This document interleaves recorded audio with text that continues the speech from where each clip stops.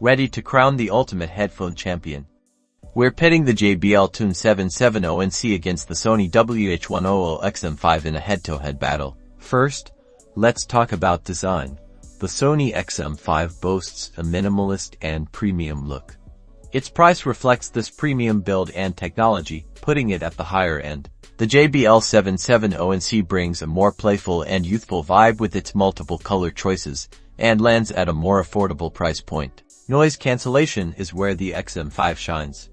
Sony's industry-leading technology effectively silences distractions. The JBL 770NC also offers noise cancellation, and it does a decent job, especially for the price, but it isn't quite as powerful. Sound quality is subjective, but the XM5 aims for a balanced and neutral sound signature, appealing to audiophiles. The JBL 770NC leans towards a bass-heavy profile, which some listeners might prefer for genres like pop and hip-hop. Battery life. The JBL 770NC takes the crown here, offering significantly longer playtime on a single charge. Ultimately, the choice depends on your priorities.